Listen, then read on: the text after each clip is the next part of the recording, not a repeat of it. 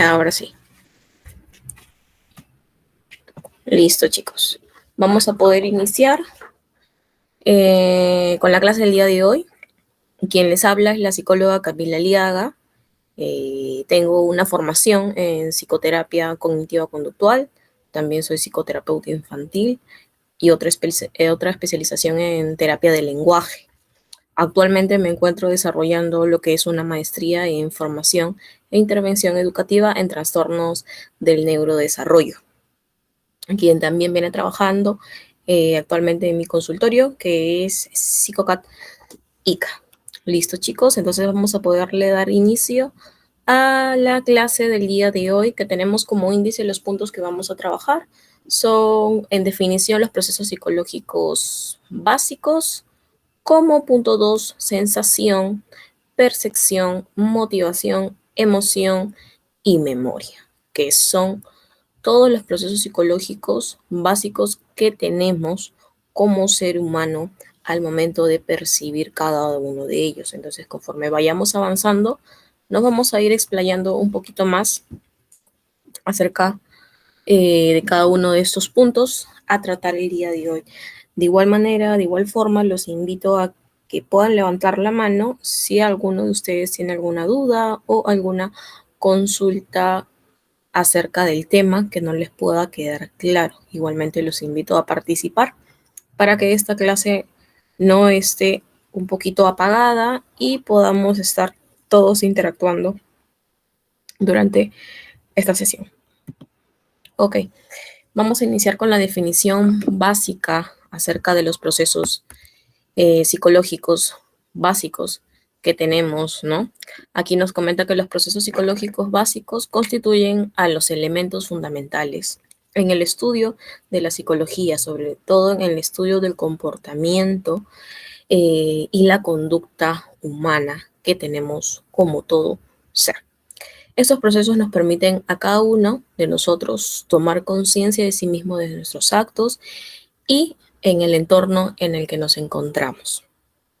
También se encuentran en el origen de cualquier manifestación conductual y hacen posible el ajuste del comportamiento a las condiciones y demandas ambientales. ¿Qué más nos quiere decir estos procesos psicológicos?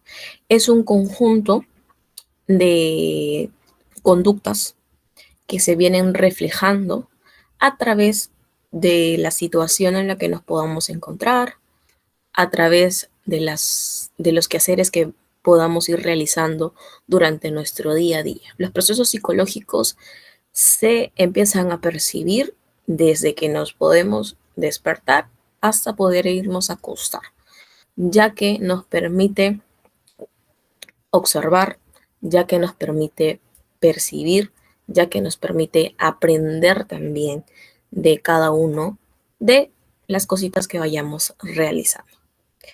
Otro punto que también es acerca de los procesos psicológicos es que también están muy conectados a la parte educativa. ¿Por qué nos permite estar conectados a la parte educativa? Porque nos permite obtener enseñanzas, nos permite obtener aprendizajes básicos de cada situación en la que nos podamos encontrar. Ahora, ¿quiénes son estos procesos psicológicos básicos? Tenemos aquí la sensación y la percepción, también tenemos lo que es la atención y memoria, también tenemos el pensamiento, el lenguaje e inteligencia, la afectividad y la conciencia también. Entonces vamos a ir tratando cada uno de ellos. Aquí, los procesos psicológicos básicos son fundamentales, ya que nos permiten al ser humano transitar y conocer el mundo, como les decía. Nos permite conectar, nos permite aprender, nos permite percibir, nos permite recibir y nos permite también demostrar. ¿Quiénes son estos procesos psicológicos básicos? Tenemos procesos psicológicos básicos y también los superiores.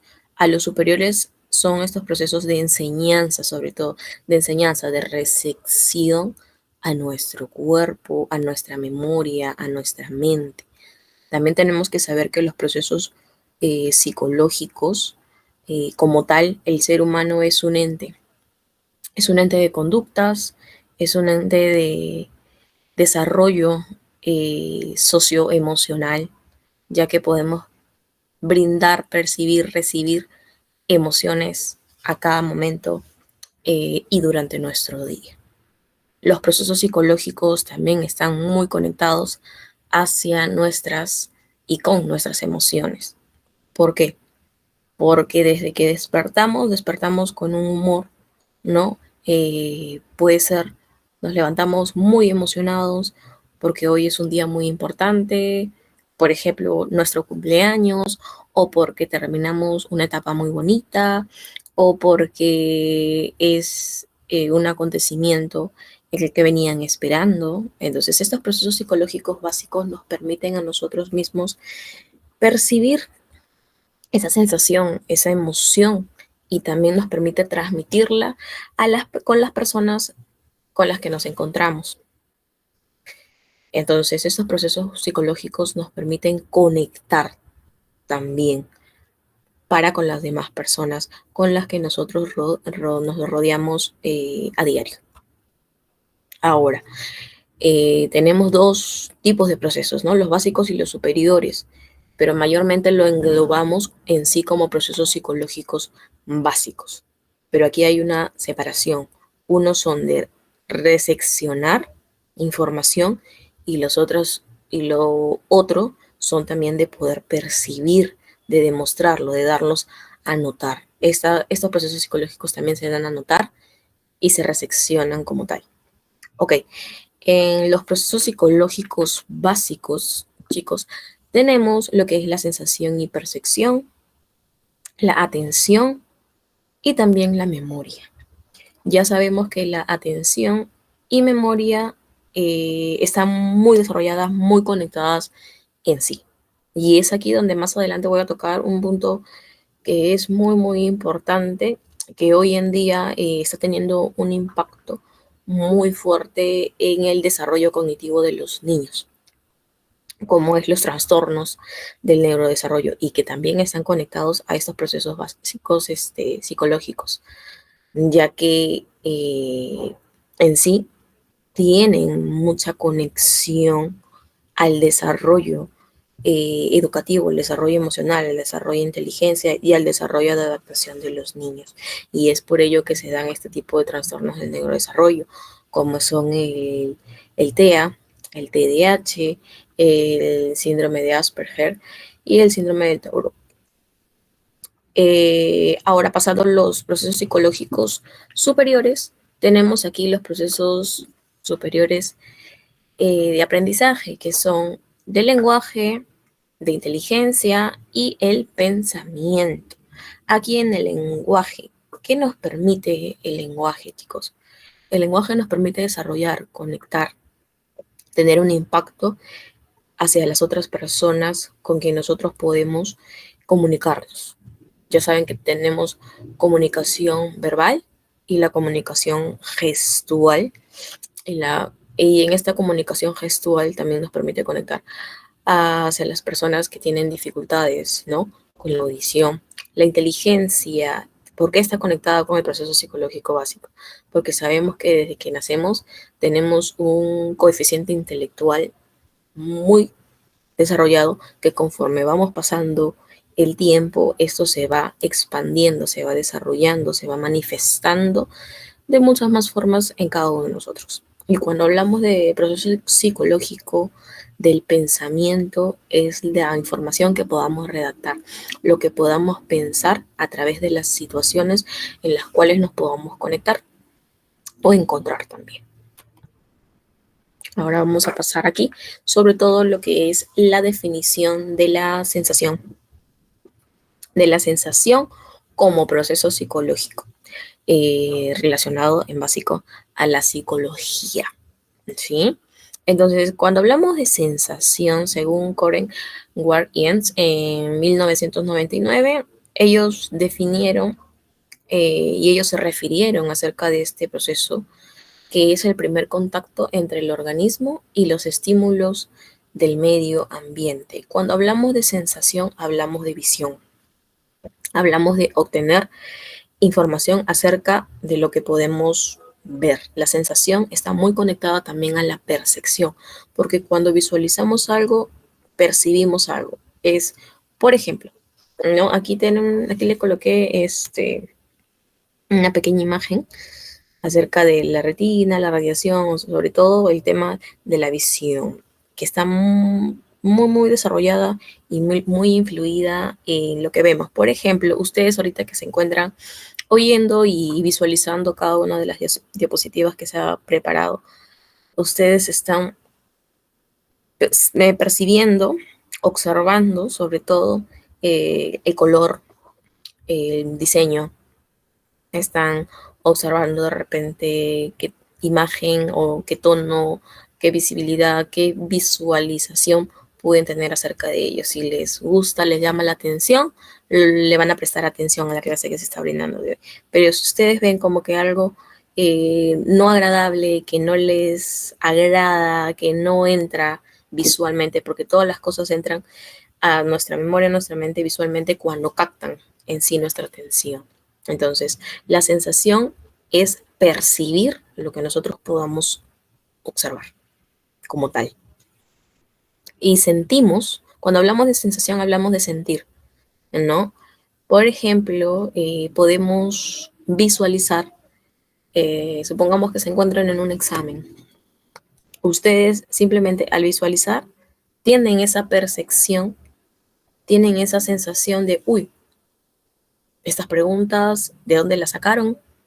Esto no me lo sé. Y entonces esa sensación y esa percepción a ustedes ya los hace manifestar nerviosos, con emociones como el nerviosismo, como el miedo. Otra emoción que también puedan tener es la sorpresa, el impacto que pueda tener ese examen en ustedes, ¿no? Porque no pensaban encontrarse con preguntas de tal manera. Entonces, cuando hablamos de sensación, hablamos de la percepción que podamos tener al visualizar algo, ¿sí? Entonces, acá vamos a pasar. Otro ejemplo de la sensación, que justamente también les coloqué aquí al lado derecho, el órgano sensorial del gusto. La sensación también está conectada muy amenamente con el sentido del gusto. ¿Por qué? Porque cuando nosotros ingerimos, consumimos algo, lo primero que hacemos es palpar, ¿no? Con el gusto. ¿Qué sabor tiene?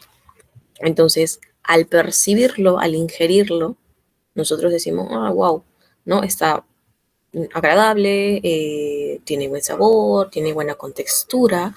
Entonces, tienen esa sensación y al percibirla, al ingerirla, ustedes quedan satisfechos, desarrollan otra emoción y dicen, ah, no, wow, ¿no? Estuvo bueno.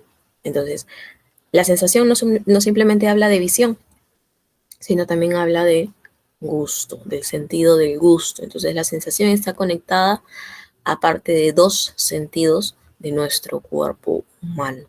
Es por ello que nuestros procesos psicológicos, como les comentaba al inicio, están bastante desarrollados y tienen una influencia bastante fuerte y desarrollada desde nuestro inicio de vida, ¿sí?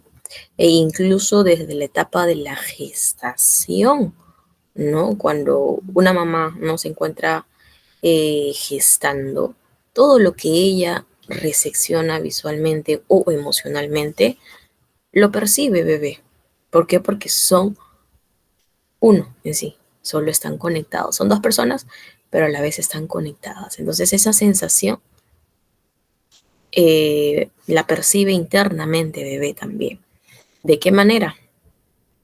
Ahí no la percibe de manera visual bebé, sino de manera gusto y de manera emocional.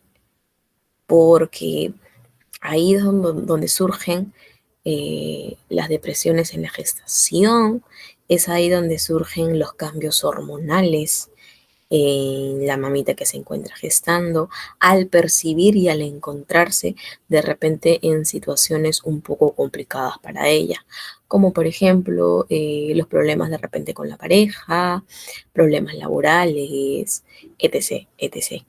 ¿Ok? Entonces vamos a pasar para no poder seguir expandiéndonos igual aquí en sensación. Por ahora, ¿alguna duda, alguna consulta que tengan alguno de ustedes? Igual, chicos, hay que ir participando para que ustedes también puedan estar conectados a esta clasecita. Bien.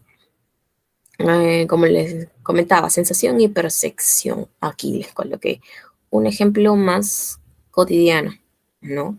¿Qué están observando ustedes ahí? A ver, me gustaría que alguien de repente me pueda comentar qué es lo que está observando en esa imagen. A ver, alguno de ustedes.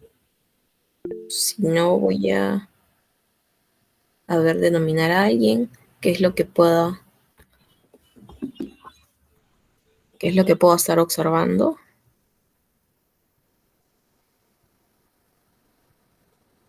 A ver, ¿alguien levantó la mano? Un vestido, nos dice Elisana Magdiel. Ok, muy bien. Listo, chicos. Muy bien. Claramente, aquí estamos observando como tal, nos mencionó su compañera, es un vestido, pues, ¿no? Al lado izquierdo tenemos un vestido en un color un poco más bajo, un color no tan agradable, no tan visual. Y al lado derecho tenemos un tono del vestido un poco más atractivo, por así decirlo, ¿no? Entonces, ¿qué más ustedes pueden percibir acerca de esto? En este vestido, a ver, Los colores. muy bien, los colores, así es, los colores.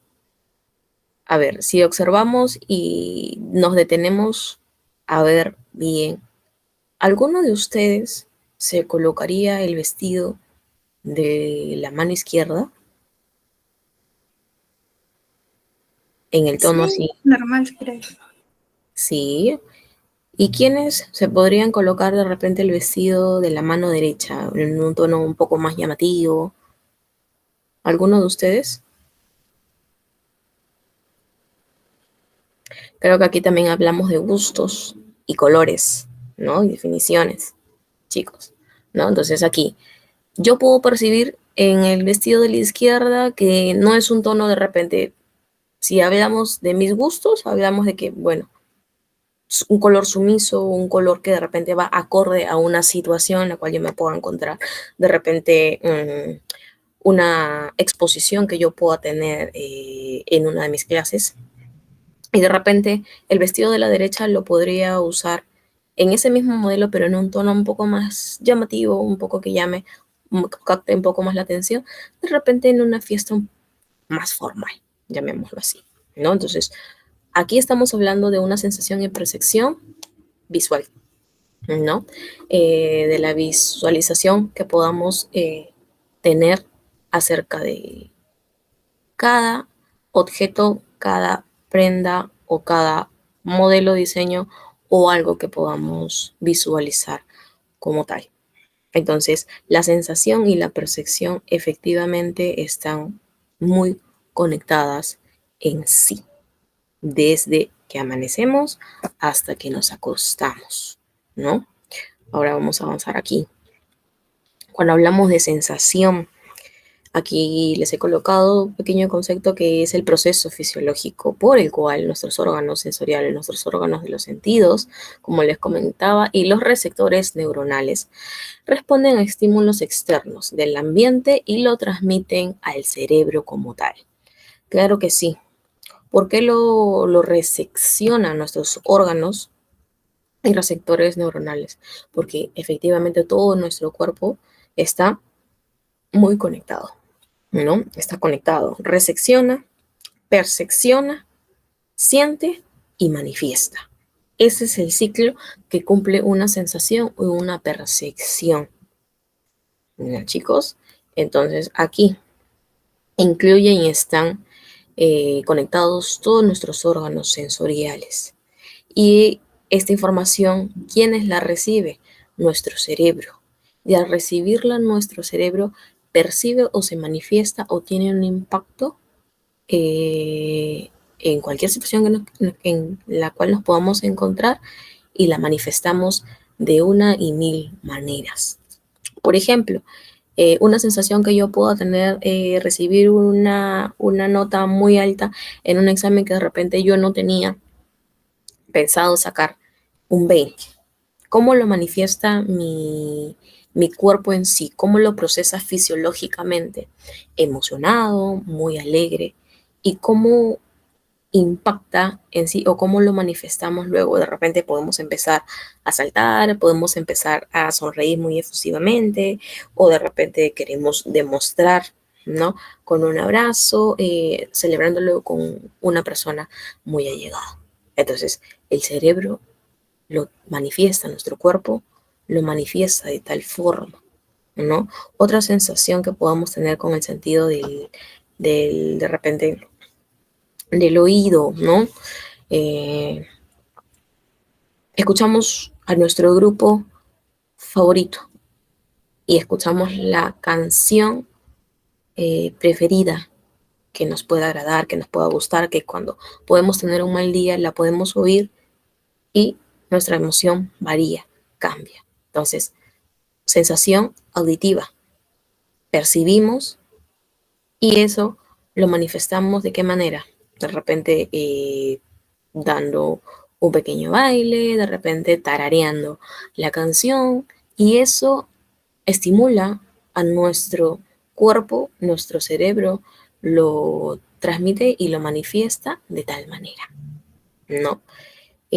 Otro ejemplo de sensación visual de repente y en este caso un ejemplo de sensación visual. También vamos a darle un ejemplo de sensación al poder visualizar y poder oler alguna comida preferida, digámoslo así. Al visualizarlo y al poder oler, percibir ese olor tan agradable de algo que nos gusta mucho, cómo lo resecciona nuestro órgano sensorial, cómo lo resecciona nuestra neurona, nuestro cerebro como tal, ¿no? Como dicen, la comida entra por los ojos, ¿no? Y también por el olfato. Entonces, al percibirlo, ¿qué hacemos? Inmediatamente nuestro cuerpo quiere manifestarlo o quiere desarrollarse, queriendo también implicar aquí el sentido del gusto, probarlo, ¿no? Entonces, ¿y cómo nuestro cuerpo lo manifiesta? Desarrollando en sí una respuesta básica, que podríamos decir, wow, sí, estuvo muy bueno, estuvo muy delicioso este aperitivo que pude probar, ¿no? Entonces, la sensación y la percepción como proceso psicológico en sí conecta todos nuestros órganos sensoriales, pasamos a la recepción neuronal y el estímulo externo del ambiente en el que nos podamos encontrar y luego nuestro cuerpo ya lo percepciona y lo transmite y lo manifiesta de una y mil maneras. Vamos a pasar al siguiente aquí.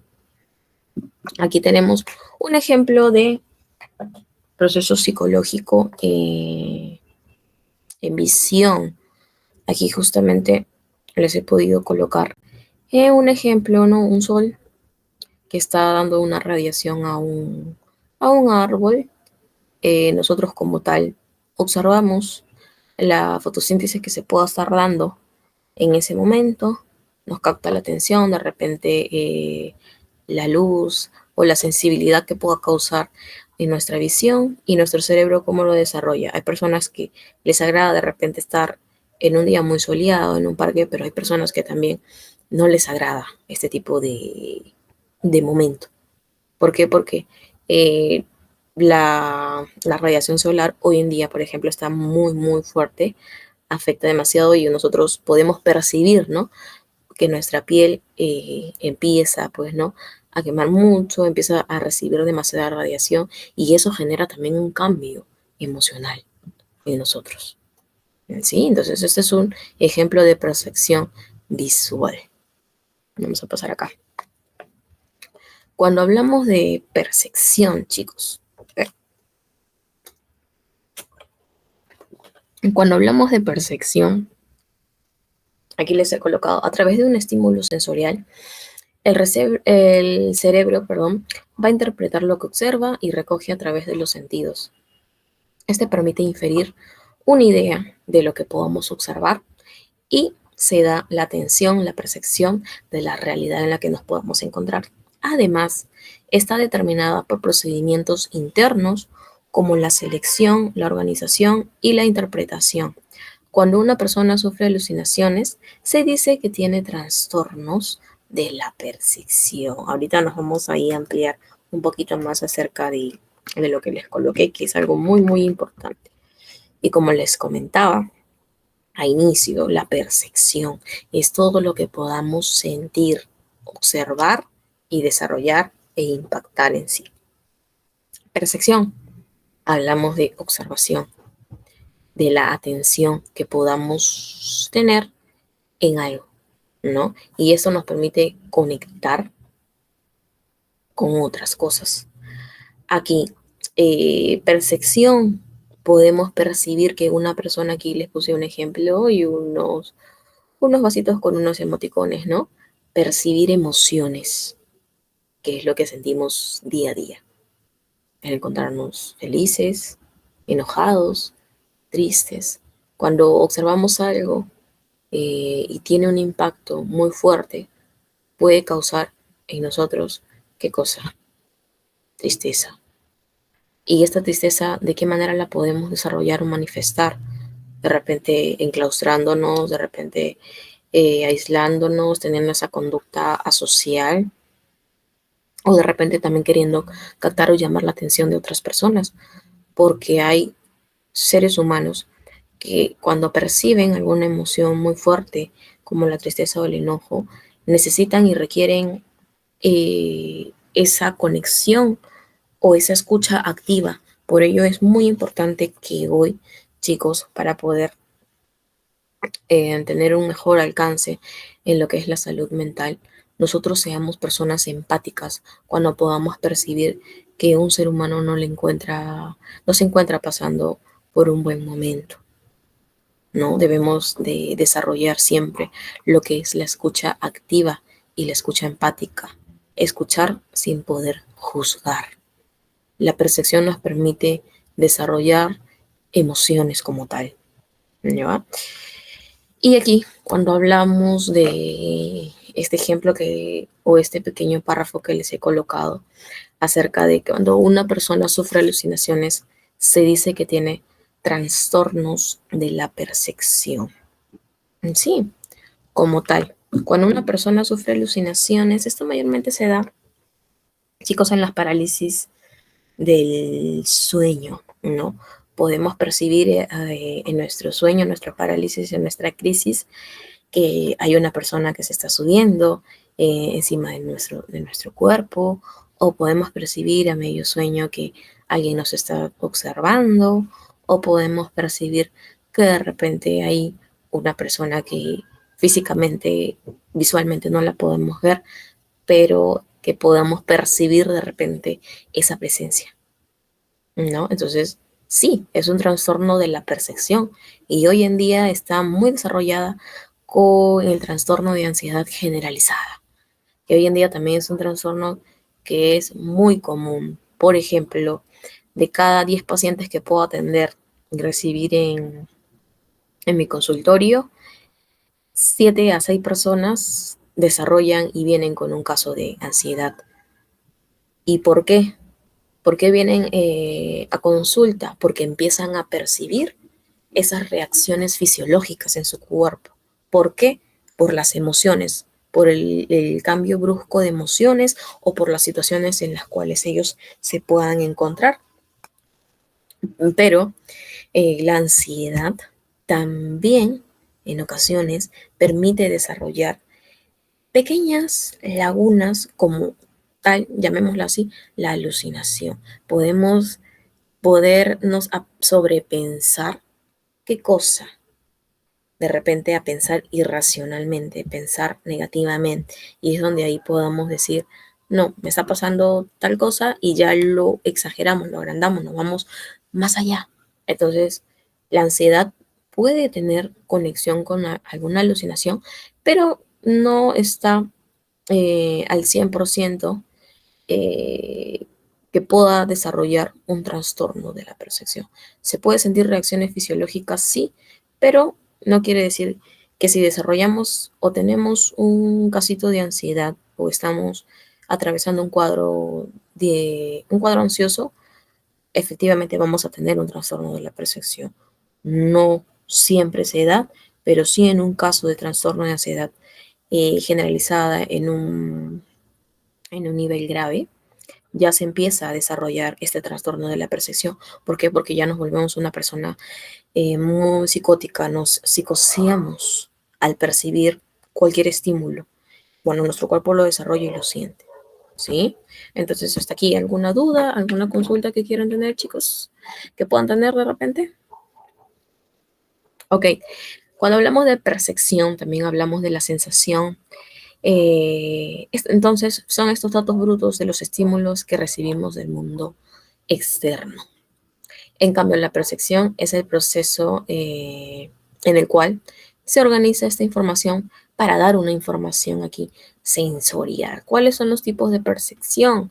Como les comentaba, olfativa, visual, musical, auditiva, de dolor, chicos. Esto es una percepción fisiológica, una percepción social también. Acá hay algo muy importante, la percepción social. Cuando nosotros podemos llegar a una reunión, llamémoslo así, a una fiesta, ¿qué es lo que primero hacemos, no? De repente otra persona nos presenta a tal, tal, tal, tal, y nosotros podemos percibir, no, esta persona como que tiene algo que no me agrada, llamémoslo así. ¿No? Entonces percibimos, de repente tenemos o captamos esa energía de la otra persona y podemos decir, no, esta persona no la noto con buenas intenciones. Entonces aquí también hablamos de una percepción social, que es la que día a día podamos sentir, extrasensorial, espacial, táctil, de movimiento y gustativa. ¿Sí, chicos? Pasamos acá. Conceptos importantes de percepción. Aquí hablamos de procesamientos descendentes y ascendentes, de percepción de profundidad, de constancia perceptual y de ilusiones visuales, según Feldman. Cuando hablamos de procesamientos ascendentes y descendentes, es un procesamiento mayormente relacionado en sí con la emoción. Por ejemplo, vamos a dar ejemplos súper rápidos. Cuando percibimos algo, cuando visualizamos algo, tenemos una emoción que al inicio, otro ejemplo vamos a dar aquí, muy aparte de un examen. Por ejemplo, que vemos a una persona que no la veíamos hace mucho tiempo, puede ser un mejor amigo, de repente el novio que viajó y llegó después de mucho tiempo. Esa emoción, ¿cómo puede estar? Al inicio, muy ascendente, muy fuerte, muy marcada. Pero conforme ya vamos compartiendo, vamos conviviendo más con esta persona que no veíamos hace mucho tiempo, esa emoción es como que ya va ascendiendo, va disminuyendo, perdón, descendiendo, va disminuyendo. Ya no se siente esa misma algarabía, esa misma emoción tan fuerte, ¿no? Esa alegría. Entonces aquí hablamos de una percepción descendente y ascendente como emoción en sí. Cuando hablamos de constancia perceptual y ilusiones visuales, la constancia perceptual y ilusiones visuales es mayormente de lo que podamos obtener con nuestra mirada. Es lo que podamos mirar, observar, reseccionar y podamos aquí procesar en nuestro cerebro qué nos agrada, qué nos gusta de ello. Y la percepción de profundidad es cuando intentamos un poquito desarrollar más allá lo que podamos sentir. Memoria. La memoria es un proceso que posibilita que puedas almacenar, codificar, recuperar información de situaciones ya experimentadas y que luego se puedan mostrar cada vez que la persona lo desee. Una persona con demencia o Alzheimer se dice que presenta trastornos de la memoria. Y aquí les coloqué una imagen que dice memoria a largo plazo y memoria a corto plazo. Chicos, cuando ya hablamos de proceso psicológico básico superior como es la memoria, hablamos de un proceso psicológico de aprendizaje. Ustedes saben y conocen que nuestra memoria es algo útil desde que nosotros empezamos a adquirir conocimientos. Quiere decir, desde que ya empezamos a desarrollar emociones, situaciones, ¿no? Ya desde bebé empezamos a poder captar pequeños momentos o empezamos a adquirir conductas, empezamos a adquirir nuevos aprendizajes, ¿no? Como son las etapas que nosotros podamos reseccionar. Entonces, poco a poco eso vamos recibiéndolo, reseccionando, adaptando y memorizando, guardando, como se dice, pequeños momentos. Por ejemplo, hay personas que pueden tener una memoria muy, muy, muy fuerte, muy marcada, cuando hablan o comentan de su infancia, ¿no? No sé si les ha pasado que de repente en un grupo de amigos y te comentan, ¿y cómo fue tu infancia? O qué bonito recuerdo tienes de repente de tu primaria, de tu secundaria, de tu jardín, ¿te acuerdas de alguno de tus compañeros, ¿no? Entonces ahí hablamos de una memoria a largo plazo. Y hay otras personas que dicen, bueno, no me acuerdo de quiénes eran mis compañeros, no me acuerdo de quién era tal persona. Hablamos ahí de una memoria a corto plazo. Hablamos ahí también de un déficit de atención, ¿no? Entonces, esta memoria como estímulo de aprendizaje nos permite reseccionar, aprender y conocer más allá. Porque si nosotros reseccionamos información, aprendemos de algo, vamos a querer siempre saber más allá. A veces no nos quedamos contentos con la información que podamos obtener, como por ejemplo en clase, ¿no? Queremos aprender, queremos guardar en nuestra memoria más conocimientos básicos, ¿sí? Entonces, cuando hablamos de memoria a largo plazo, hablamos de tener recuerdos de hace mucho tiempo atrás y que esto, conforme va pasando el tiempo, repercute en nuestra vida, porque podemos tener aprendizajes, ¿no? Por ejemplo, esto me lo enseñaron en la primaria, cuando ya estamos en un estudio de pregrado, ¿no? Por ejemplo, en la universidad, en el caso de ustedes. O de repente nos podemos encontrar ya en nuestros estudios de posgrado, ¿no? Una maestría, un doctorado, y podemos decir, esto me lo enseñaron en mi pregrado, ¿no? En la universidad, con tal docente y tal y tal. Entonces hablamos de una memoria básicamente a largo plazo, porque si hablamos de nuestros estudios de pregrado, usted, en su caso, ustedes son 7 años, de ahí que estudien su especialización, su maestría, 12, 13 años, ¿no? Entonces, ustedes pueden tener una memoria a largo plazo, ¿no? Y pueden conectar, rebobinar esa información y decir, si es total docente me lo enseñó. Ahí hablamos de una memoria a largo plazo. Pero ¿qué pasa si nos encontramos en ese estudio de posgrado y decimos, y nos están enseñando una clase, por ejemplo, básica como es la de hoy, no de psicología general? Decimos, bueno, esta es una clase básica, pero yo no me acuerdo de repente de lo que la psicóloga Camila estuvo desarrollando en su sesión, ¿no? Entonces, la memoria a largo plazo y la memoria a corto plazo tienen diferentes impactos emocionales, diferentes impactos de aprendizaje. Ok, cuando hablamos de demencia o Alzheimer, se dice que presenta trastornos de la memoria. Y sí, aquí hablamos de un desarrollo neuropsicológico. Por ejemplo, cuando llegan personas a consultorio a atenderse por problemas en la recepción de información de memoria, de ya no saber con quiénes estamos conviviendo, empezamos e iniciamos una evaluación de memoria, una evaluación neuropsicológica.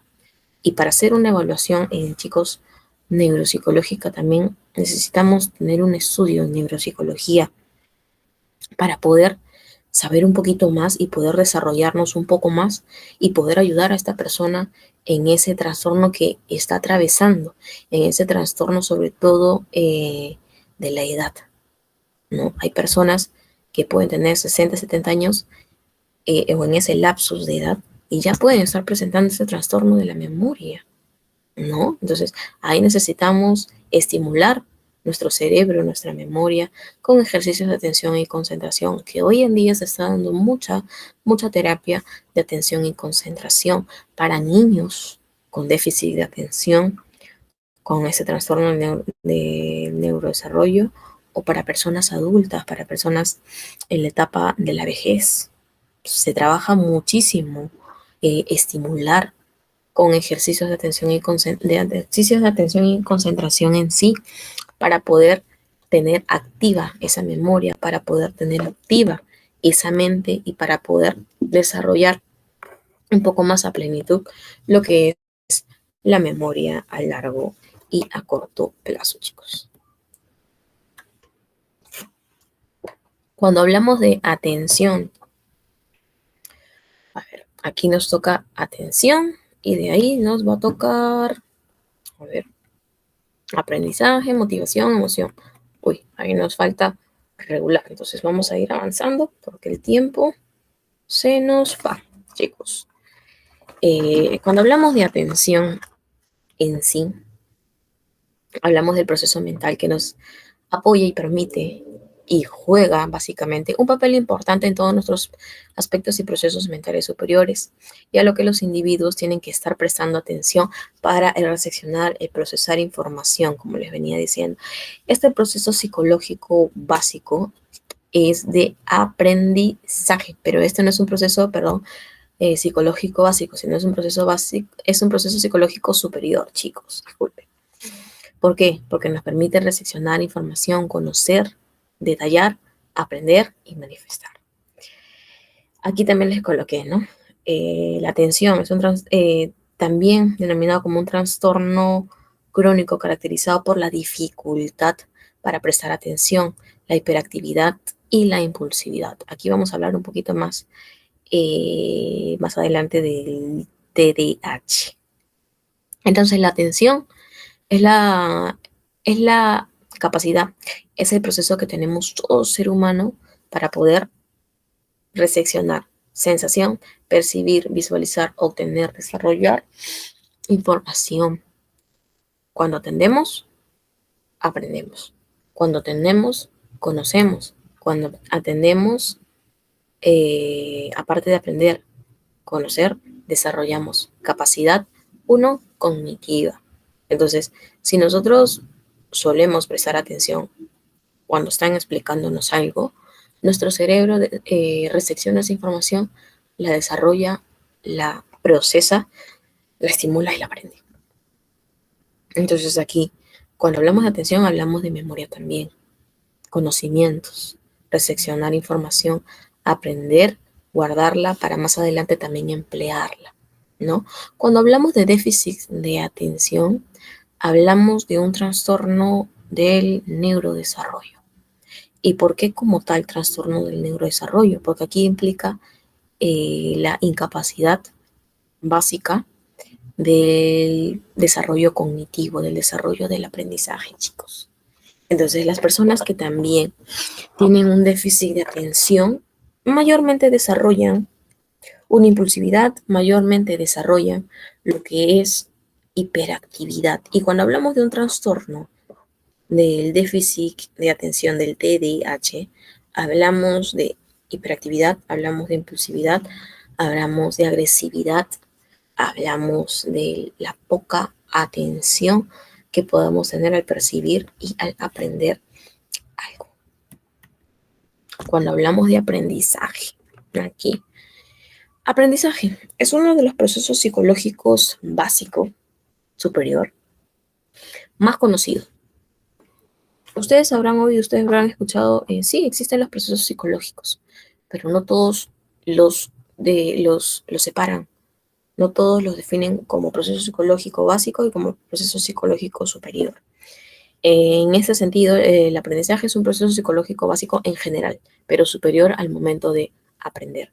Se define también como la manera en la que adquieres conocimientos, habilidades, conductas, o bien la forma en que modificas los ya existentes conocimientos que puedas tener.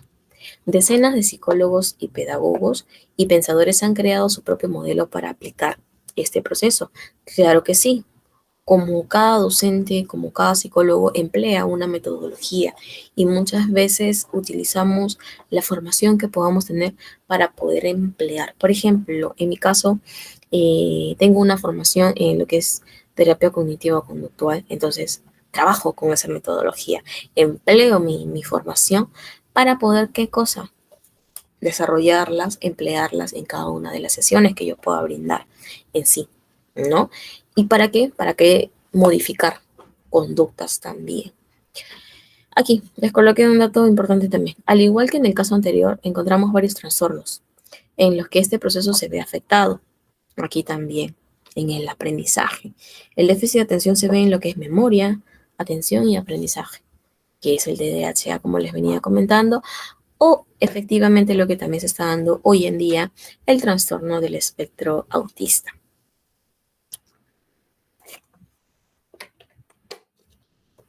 Porque cuando hablamos de aprendizaje, hablamos de dificultad, hablamos de trastornos del neurodesarrollo. Porque efectivamente, si nosotros tenemos una deficiencia cognitiva, como es la que se da en estos dos trastornos más comunes que hoy en día se está dando, hablamos de la degeneración, de la deficiencia al poder recibir, procesar y aprender algo. Este tipo de casos que se puedan dar en muchas ocasiones, chicos, en muchas ocasiones se da que hay niños con un trastorno con espectro autista, pero que tienen un coeficiente intelectual por encima de lo promedio. Son niños, y mayormente se da en casos leves del espectro autista, con un coeficiente intelectual súper alto. Son muy inteligentes, pero ¿qué es lo que pasa a nivel al nivel de aprendizaje, al nivel cognitivo? Que ellos pueden ser muy, obsesionados con aprender algo, pero conforme va pasando el tiempo, lo pueden olvidar. Sobre todo en el espectro autista, porque cuando hablamos de espectro, hablamos de conductas variables, conductas adaptativas. Puede que aprendan hoy en día algo y un periodo de 2, 3 meses lo repiten, lo manifiestan, pero posterior a esos 3 meses lo olvidaron. Pero ellos tienen una memoria a largo plazo y a corto plazo también, porque lo pueden manifestar después de un año, de repente. Ok, entonces, cuando hablamos de aprendizaje, hablamos del proceso que nos permite y nos ayuda a aprender, a modificar conocimientos básicos de los que podamos tener. ¿Sí? Aquí hablamos de motivación. Esta se manifiesta en el individuo cuando tiene ganas de realizar una actividad o hacer más cosas cuando hacemos cosas que no te gustaban. Por ejemplo, estudiar.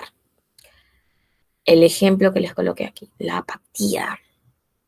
Hay muchas personas apáticas, que esto es denominado como un trastorno de la motivación.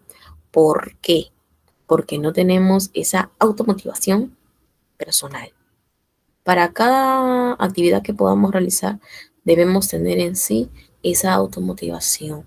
Debe existir siempre, chicos, y recuérdenlo, si no tenemos esa automotivación personal, podemos encontrar, sí, en nuestro día a día personas que nos digan, vamos, tú puedes, inténtalo, porque intentar es querer y querer es poder.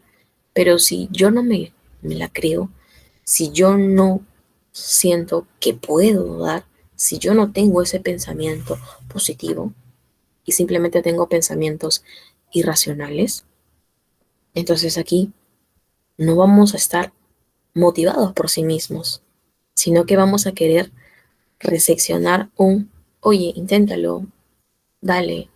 No, la motivación debe iniciar de quién, de nosotros. esa automotivación debe surgir de nosotros y un refuerzo, un estímulo positivo deben ser de las otras personas que nos rodean. ¿Para qué? Para así poder hacerle suma a lo que nosotros queramos lograr. Entonces, cuando hablamos de personas apáticas, hablamos de personas muy cerradas. Hablamos de un trastorno de la motivación, que no permitimos que nadie más nos diga, inténtalo, haz esto o varía esto para que te pueda salir mejor. Hay personas así, muy apáticas, muy cero empáticas con las demás personas, que no permiten que las demás se engloben en lo que uno está haciendo. Entonces, esto es un error. ¿Por qué? Porque pensamos que muchas veces somos autosuficientes. Pero no, siempre debemos recibir paso uno, automotivación y una sumatoria, que es ese impulso de las otras personas que te digan bien, lo estás haciendo bien, esas palabras de aliento, ¿sí? Aquí pasamos a lo que es emoción. Cuando hablamos de emoción, es cuando nos referimos a cada emoción en la que nos permita enfrentar las situaciones de nuestra vida cotidiana, de nuestra vida real, chicos. Los recuerdos y las experiencias vividas.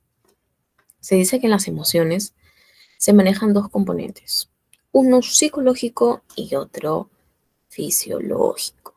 Así es. Por ejemplo, aquí, la ansiedad, la depresión, la bipolaridad son ejemplos de trastornos de las emociones. Cuando hablamos de emoción, hablamos de sentir, hablamos de percibir esa emoción, de manifestarla y también de demostrarla. Nos emocionamos día a día. Las emociones tienen un impacto bastante fuerte en cada uno de nosotros. Tienen un impacto en cada desarrollo que podamos tener en nuestra vida cotidiana, en nuestra vida real, en lo que hagamos, en nuestro trabajo, con nuestros familiares, si tienen hijos con sus hijos. La emoción nos permite conectar. La emoción nos permite en sí sentir. Sentir qué es lo que queremos, sentir lo que podemos hacer. Y esta emoción, sí, se manejan con dos componentes, que es la parte psicológica, emocional, y la parte fisiológica, porque cuando estamos muy emocionados, chicos, ¿de qué manera reaccionamos? Cuando hablamos de reacciones fisiológicas, hablamos de conductas, hablamos de que de repente podemos entusiasmarnos tanto que de repente podemos empezar a saltar, a correr, o de repente a cantar, a bailar. Reacciones fisiológicas, ¿no? O también cuando estamos muy tristes, una reacción fisiológica, o estamos muy ansiosos, empezamos a morder las uñas o de repente hacer movimientos intermitentes, muchas veces inconscientemente, como otras veces también conscientemente. Otra reacción fisiológica, de repente estamos preocupados y empieza la presión en cabeza, el dolor en la cabeza. O de repente podemos estar muy ansiosos y empezamos con esa taquicardia, las palpitaciones muy fuertes que se puedan dar en cada uno de nosotros. Entonces, cuando hablamos de emoción, hablamos también que podemos desarrollar algún trastorno emocional, como las más comunes que le he colocado acá, el trastorno de ansiedad generalizada, el trastorno depresivo o los episodios depresivos en los que muchas veces se dan por la situación en la que nos encontremos y la bipolaridad. Hoy en día muchos adolescentes se autodenominan o autodiagnostican como, ay no, yo soy una persona bipolar o soy bipolar como tal, lo dicen, ¿no? Muy abiertamente, pero en sí no conocen, no saben en sí cuál es la definición o cuáles son las características, los ítems que debemos cumplir para tener un diagnóstico como trastorno bipolar. Entonces, siempre cuando ustedes escuchen, oigan, o de repente alguno de ustedes en un momento de broma ha dicho, bueno, mi compañero es bipolar, ¿no? Pero tenemos que conocer un poco más allá de cuáles son en sí las características de una persona bipolar. No simplemente es ese cambio brusco de emoción, sino que arrastran otro tipo de conductas, que tal vez más adelante lo vamos a tratar. Aquí, cuando hablamos de procesos psíquicos, superiores, cuando hablamos de psicosis, Los procesos psicológicos superiores de aprendizaje psíquicos, como el lenguaje o el razonamiento, están implicados en las capacidades que distinguen a las personas del resto de animales. Cuando hablamos de procesos psicológicos superiores, hablamos del desarrollo, que es algo de aprendizaje que los animales no pueden tener, ¿no? Nosotros tenemos la capacidad de comunicarnos, de razonar, de sentir, ¿no? En cambio, nuestros animalitos no tienen esa capacidad de comunicarse verbalmente. Ellos simplemente lo hacen muchas veces. ¿De qué manera ellos conectan con nosotros? Nosotros conectamos con ellos percibiendo, ¿no? De repente los podemos observar que de repente está muy decaído, no se levanta. Entonces, nosotros como seres humanos sí tenemos procesos psíquicos superiores de aprendizaje, pero nuestras mascotitas en casa como tal, no.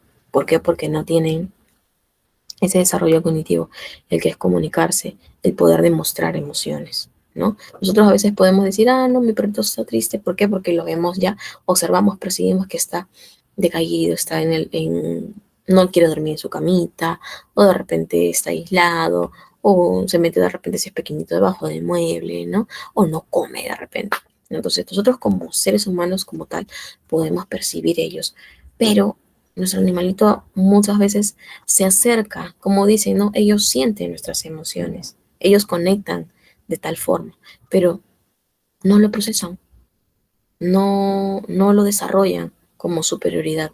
¿Por qué? Porque les faltaría mucho desarrollo cognitivo para poder tener ese razonamiento en sí. Ok, estos procesos psicológicos y psíquicos hablamos de abstracción, hablamos de inteligencia, hablamos de pensamiento, hablamos también de la toma de decisiones, del lenguaje, de la comunicación, de la actitud y de la imitación. Estos son los procesos psíquicos superiores. Abstracción, inteligencia, el pensar, toma de decisiones, que es la que tomamos a diario, de la actitud con la cual podamos enfrentar cada una de las situaciones en las cuales nos podamos encontrar, del lenguaje que podamos emplear y de la imitación, de la proyección que podamos tener acerca de cada proceso psicológico obtenido, chicos. ¿Para qué sirven los procesos psicológicos? Aquí les he colocado que nos permiten a la persona tomar conciencia de sí misma, del entorno en el que nos encontremos, y se encuentran en el origen de cualquier manifestación conductual y hacen posible el ajuste del comportamiento a las condiciones y demandas ambientales. Estos también sirven al momento de recibir información en nuestra toma de decisiones. Las decisiones nosotros las tomamos a diario. Y estos procesos están relacionados con el almacenamiento de información y proceso de información también, que nos permite y nos ayuda y nos sirve, chicos, para poder analizar información acumulada que hayamos podido recepcionar, capturar nuevos conocimientos, capturar nueva información y a través de nuestros sentidos poder condicionar al medio ambiente, poder desarrollarla, poder permitirla tener un impacto en los demás. Y como conclusión, chicos, aquí tenemos uno. Los procesos psicológicos básicos son, ¿cuáles son? Sensación, percepción, motivación, emoción y memoria. Son muy fundamentales en que en nuestra formación académica desde inicio de nosotros. También tenemos permitido que pueden entenderse en la forma en cómo percibimos el mundo, en la que nos impulsa a aprender. Nuestras emociones pueden afectar también el rendimiento y cómo recordamos información. Recuerden muy bien aquí que esta percepción, este proceso nos permite aprender de maneras distintas. El comprender también estos procesos ayuda a mejorar nuestras estrategias de estudio, esas metodologías que podamos emplear nosotros, el rendimiento académico, y que proporciona una base crucial para profesionales en áreas de psicología, chicos, y educación y en todo ámbito en realidad, porque el proceso psicológico básico, recuerden, nos permite adquirir conocimientos, pero nosotros como ser humano nos permite desarrollarnos, ¿sí? Sobre todo en nuestra educación. Y la importancia de estos temas en la formación académica. radica, chicos, en que proporcionan bases para comprender cómo procesamos información, cómo nos motivamos para aprender. Aquí habla de la automotivación, que hace un momento estábamos tocándola, y cómo nuestras emociones pueden afectar, impactar en nuestro desempeño y cómo recordemos lo que hemos aprendido, chicos. Y bueno, aquí les voy a dejar unas referencias bibliográficas acerca de nuestro tema del día de hoy, acerca de los procesos psicológicos básicos. Y bueno, eso sería toda la información, chicos, por el día de hoy. ¿Alguno de ustedes tiene alguna duda, alguna consulta que quiera realizar acerca de alguna diapositiva que se ha venido tocando?